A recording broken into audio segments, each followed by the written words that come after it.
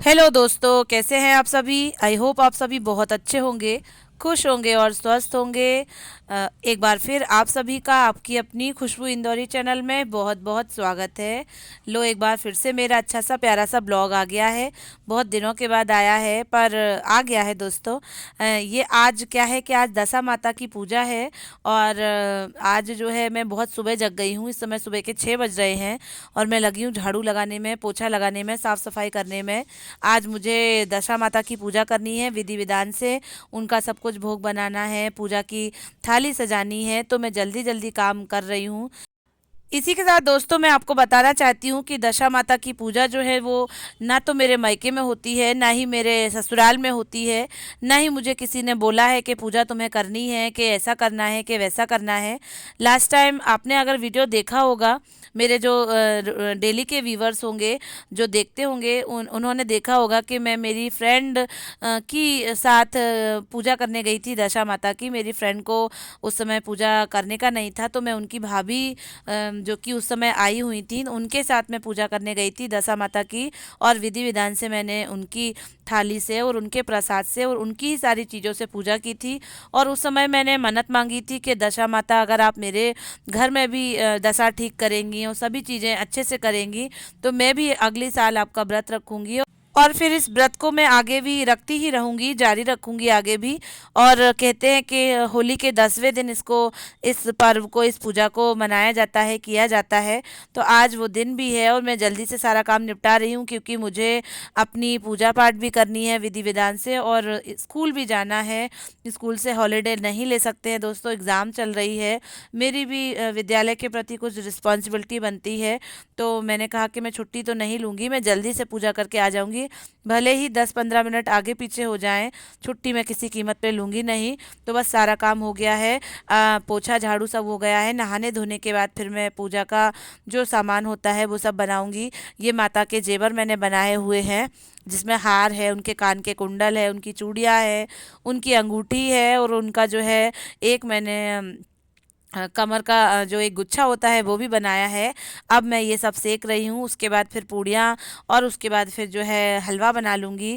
कहते हैं कि हलवा पूरी का भोग लगाया जाता है, गेहूं के आटे का भी आप हलवा बना सकते हैं, और बाकी मीठे पुए भी बनाए जाते हैं, गुलगुले भी बनाए जाते हैं।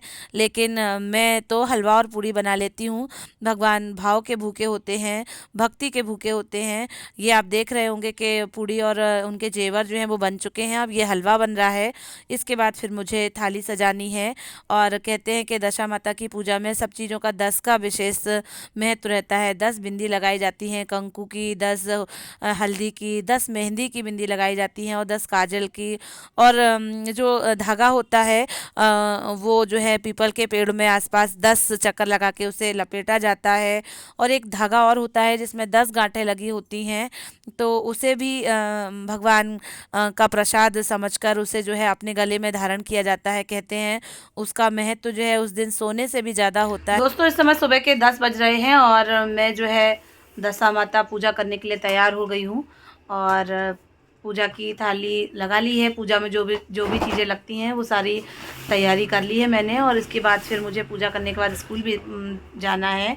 मेरे यहाँ एग्ज़ाम चल रही है, तो छुट्टी वगैरह कुछ ले नहीं सकते हैं, और लेना भी नहीं है, क्योंकि पूजा अपनी समय पे निपट जाएगी। पूजा से फ्री हो जाऊंगी और उसके बाद फिर मैं स्कूल चली जाऊंगी।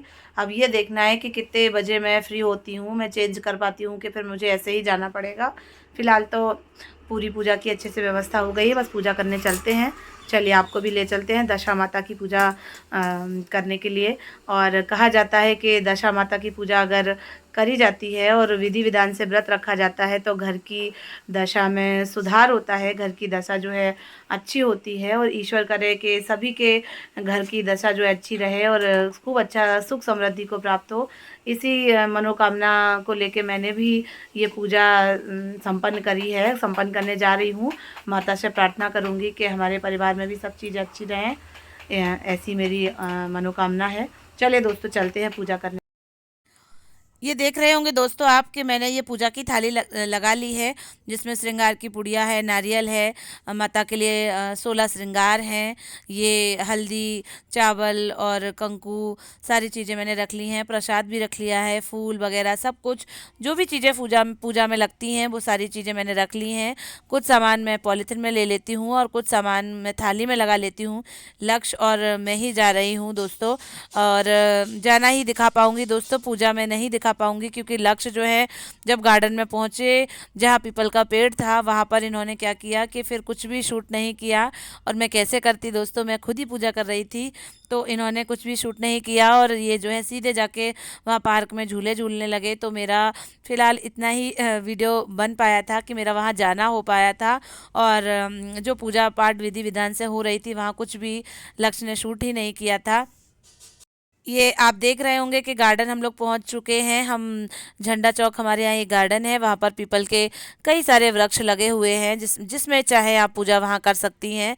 तो मैं भी वहाँ पहुँच गई हूँ। साथ ही दोस्तों मैं बता दूँ कि आज के दिन जो है पीपल की एक छाल भी लेके आई जाती है, जो कि उसे सोना समझा जाता है, और उसे भी अपने तिजोरी में या जहाँ हम अपने रुपए पैसे रखते हैं वहाँ उसे रखा जाता है। कहते हैं उससे बहुत बरकत होती है। तो मैं भी ऐसा ही मैंने भी किया था। पूजा पाठ करने के बाद पीपल के पेड़ की थोड़ी सी छाल भी मैं लेके आई थी। और दोस्तों आप लोगों में से कौन कौन दशा माता की पूजा करते हैं, प्लीज़ कमेंट बॉक्स में कमेंट करके बताइएगा। कि आप देख रहे होंगे पूजा चल रही है।